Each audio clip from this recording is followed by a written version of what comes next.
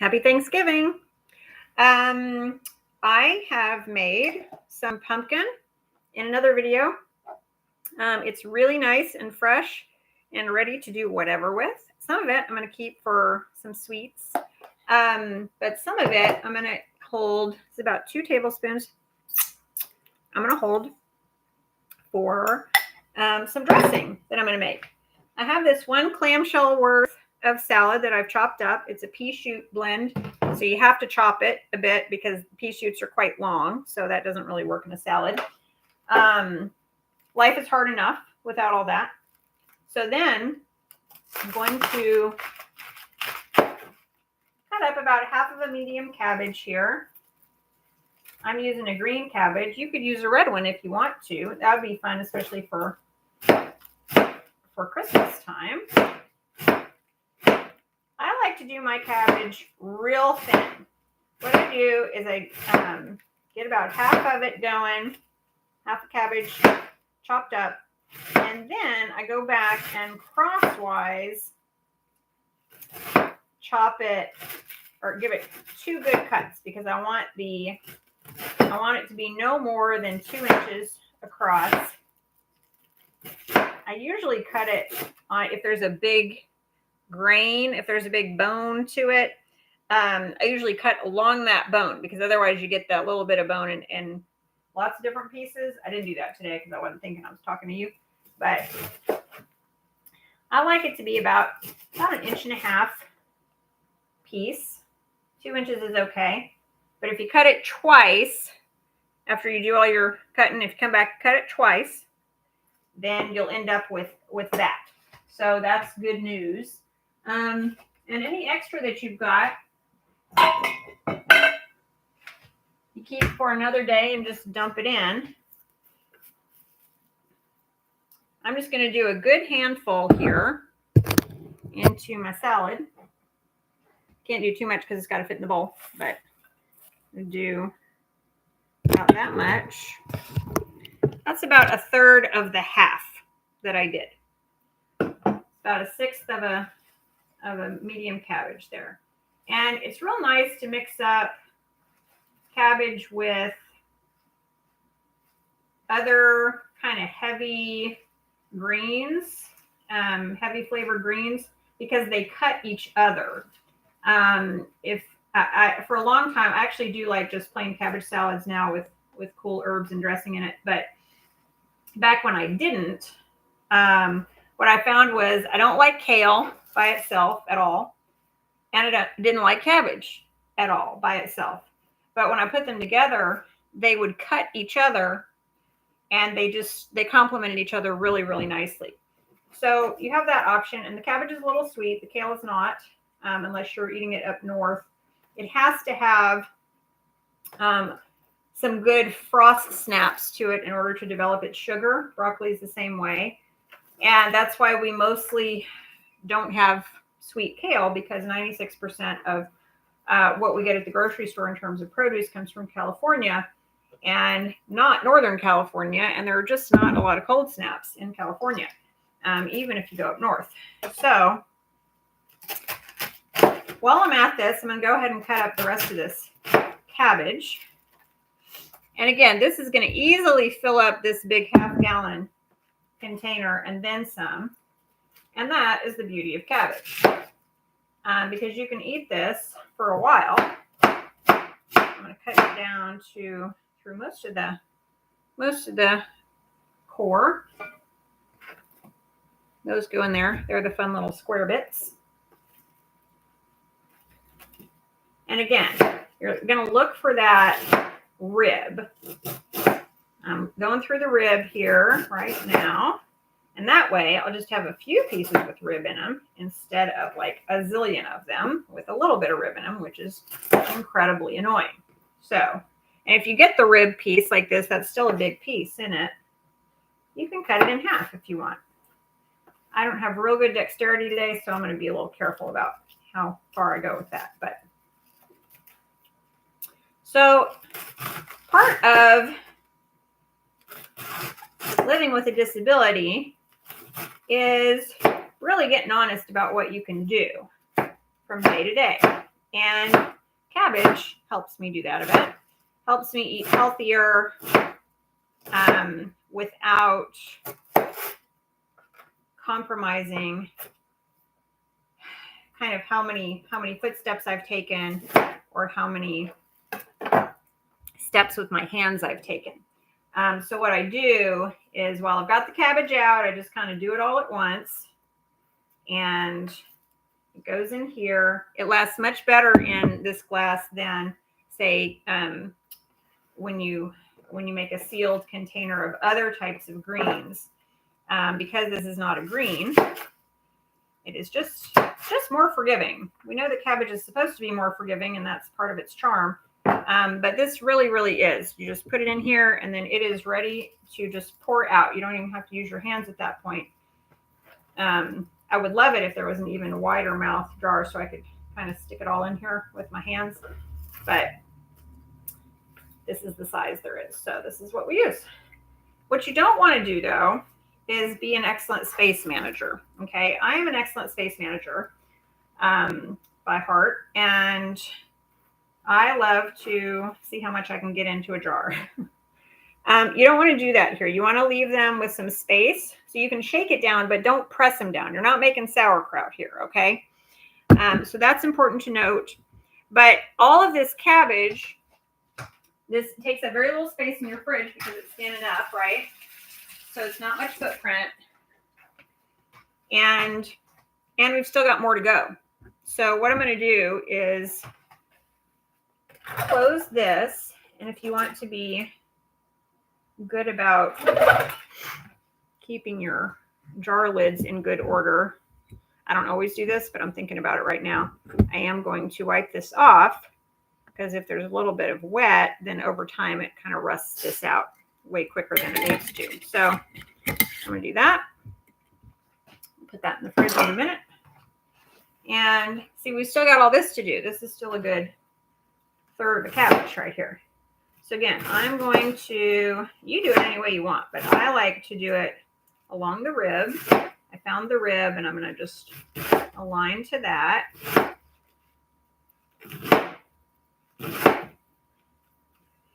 And this really, really helps.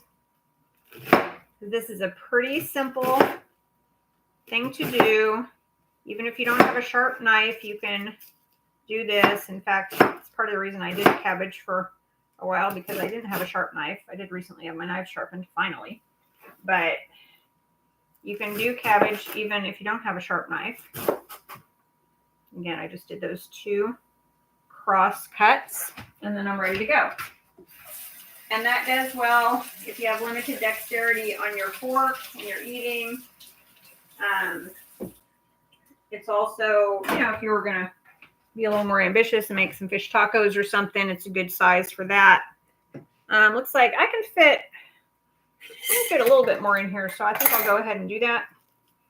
But the rest of this I'll keep for in a pint jar, I think. No, that was, yeah.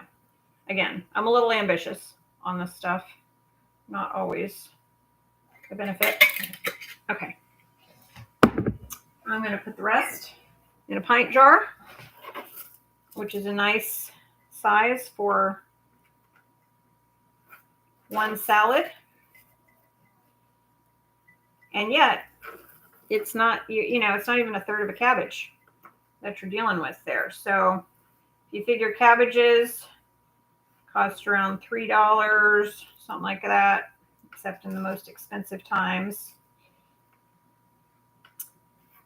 It's definitely the cheapest way to make a salad.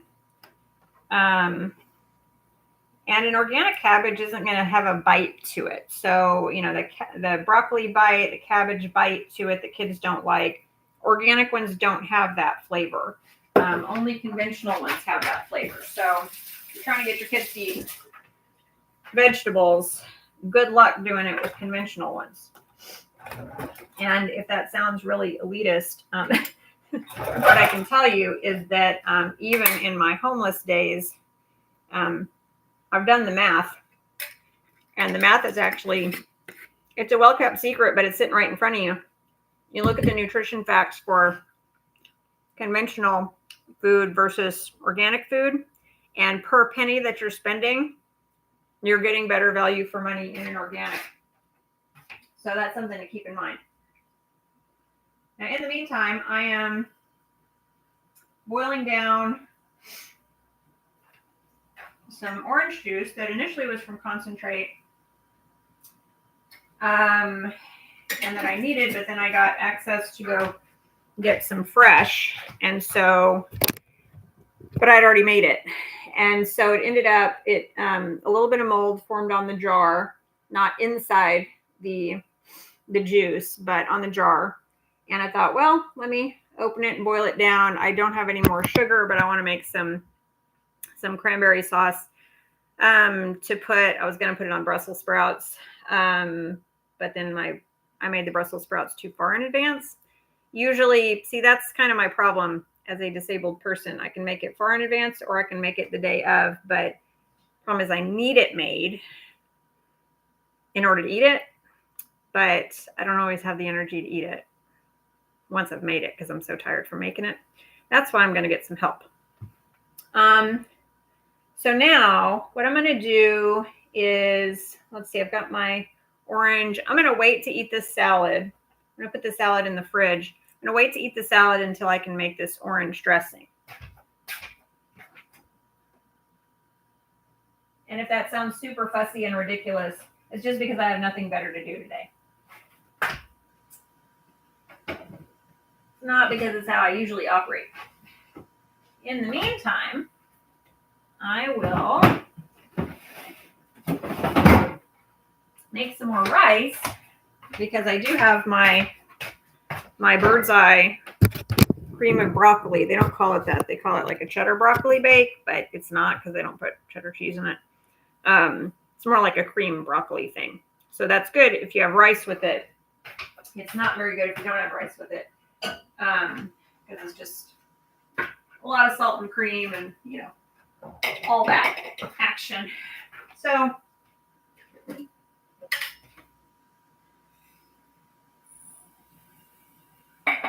rice I use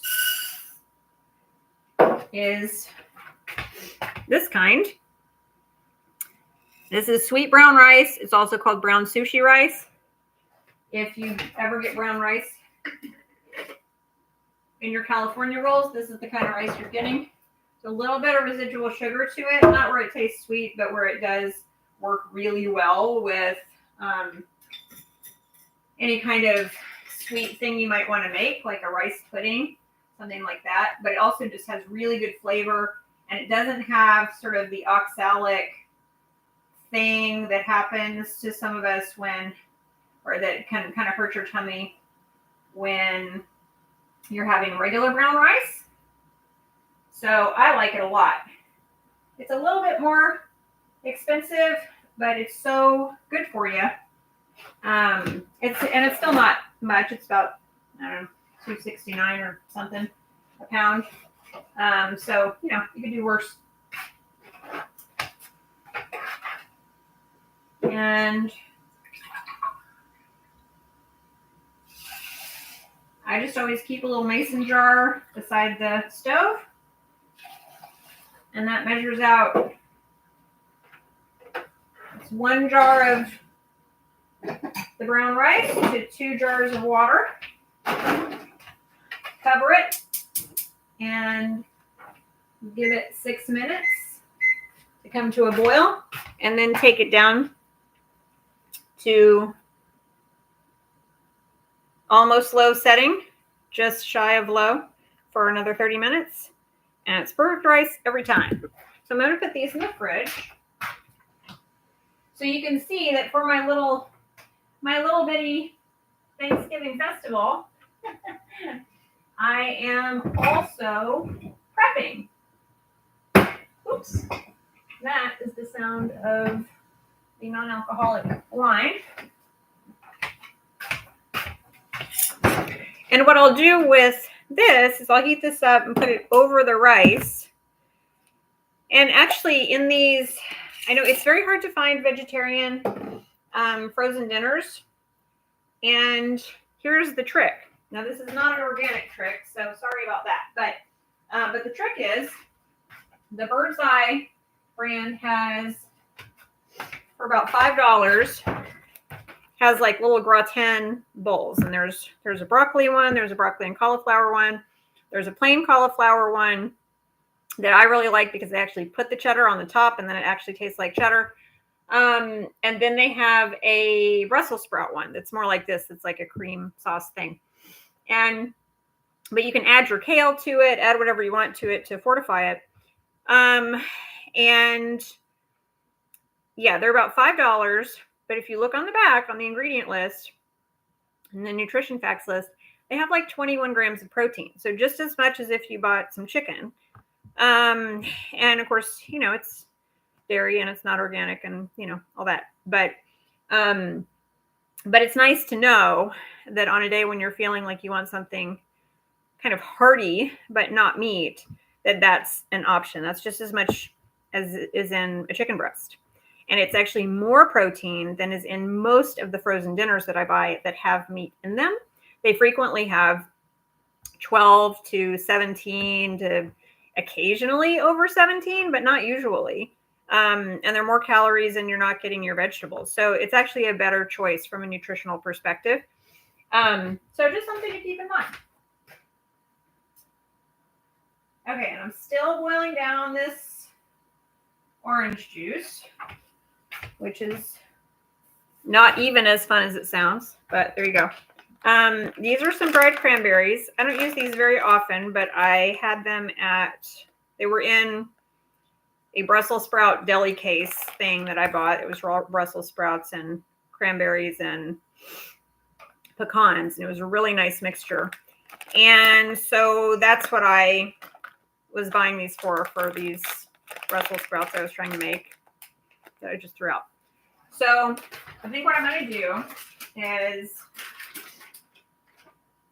go ahead and put them into the orange juice mixture because why the heck not? They're going to end up there anyway. And this way they'll be mushier and have more body to them. Yeah. Okay, I'm going to try that. This is actually, I combined 2 bags. So I put about 4 ounces in there. I'm going to keep 4 ounces out for the moment. And we'll give it a stir. Give it a stir here. Actually, I think I'm going to do, I think I'll do all of them. I think all of them is the answer. So that's 8 ounces of the dried cranberries. Yeah, we did there. These are Vitacost brand. They're organic, sweetened with apple juice concentrate. I miss the days when you could still get dried cranberries that were not sweetened because, of course, any dry fruit is already fruit sugar concentrated anyway, so it's quite redundant and stupid that we keep adding sugar. But anyway, I can't change everything. So this is just an example of what a disabled person does on Thanksgiving and what a person who doesn't have people around would do on Thanksgiving. I think that's pretty well settled on. I'm not going to do Christmas gifts for the neighbors this year, with maybe a couple of exceptions for people I know don't have people or who are new in the neighborhood. But it was a lot of work to do that last year. I was really only able to do it because I drank champagne while I was doing it. And it worked okay for a little while, but then I did have some neurological issues for a few months after that, and I couldn't exercise, and I just didn't want to do anything. I felt kind of just really crappy. So I'm not going to do that again this year. And I probably won't be working this year. I've been off from work for a few months because I'm just having so many medical complications. So last year, I needed to drink the champagne in order to feel halfway decent enough to do anything. This year, that won't be the case because I will have been able to take care of myself a little better. So the funny thing is my boss pressured me really hard to not take off a lot of time around the holidays this year. And the result of that is that my body broke down. And I tried to tell her that and she didn't pay any attention. So, but she's really just straight up not a good person also. So there's that. I got to throw this away into the compost. This is old salad that I made that I thought you could make cabbage salad ahead of time, but you can't.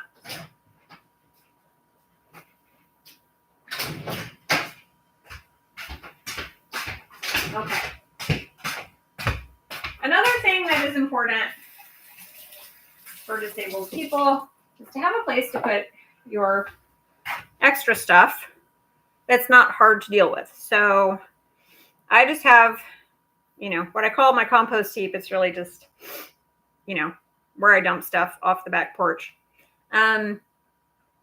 Because otherwise that stuff sits in your house and it makes it yucky and it's not good for you. Not good for you to have mold in the house and stuff. So don't do that. Okay. That's all I've got for right now. I think this orange is going to take quite a while to get done. So over and out.